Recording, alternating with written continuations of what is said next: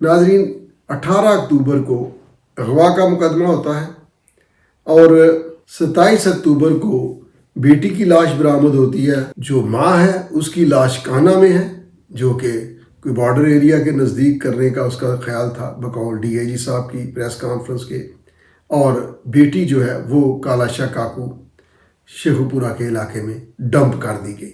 یہ سب کچھ D S P جو عثمان حیدر ہے ملزم، اس کے بیان کے مطابق ہوا۔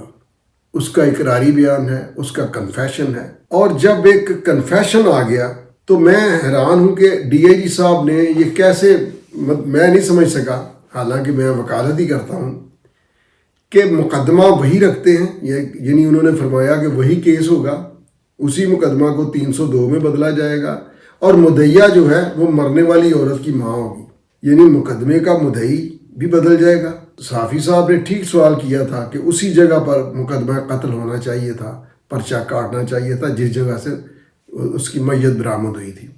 بہرحال یہ تفتیش کی باتیں ہیں، یہ سب کڑیاں سیدھی کر کے رکھ دے گی پولیس، ایسے نہیں چھوڑے گی۔ ناظرین، ہماری سوسائٹی، ہماری معاشرت ذرا دیکھیے کدھر جا رہی ہے۔ مجھے دکھ ہوتا ہے اس بات کا کہ صرف اپنی دھاک بٹھانے کے لیے ایک معتبر آدمی کو، کاروباری آدمی کو، دشمن دار کو مار دیا گیا کہ ساتھی چھڑانے آئے تھے۔ میں کسی کی حمایت نہیں کرتا، لیکن میں اس سوسائٹی کا حصہ ہوں۔ اس کے بعد ایک مکالمہ چلتا ہے پورے کے پورے معاشرے میں، فلاں کو بھی ساتھی چھڑانے آ جائیں گے، فلاں کو بھی ساتھی چھڑانے آ جائیں گے، فلاں کو ساتھی چھڑانے آ گئے۔ اب آگے چل کر کیا ہے کہ فلاں فرائی، فل فرائی کر دیا گیا، ہاف فرائی کر دیا گیا۔ ناظرین، یہ مکالمے ہماری سوسائٹی میں چل رہے ہیں۔ بے شک دشمنداریوں میں لوگوں نے مخالفوں کو قتل کر کے ان کی لاشوں پر بھنگڑے ڈالے۔ ہمارا بڑا بروٹل سسٹم رہا، خصوصاً ایک ضیاء الحق کے وقت کے بعد، جب کلاشنیکوف اور ہیروئن عام ہوئی، وہ لوگوں کو دیا، قتل ایک کو کرنا ہے 5 مزید ہوتے گئے، تب کی پڑی ہوئی دشمنیاں آج تک چلی آ رہی ہیں۔ قانون کی حکمرانی میں نہیں سمجھتا کہ فل فرائی اور ہاف فرائی میں ہے۔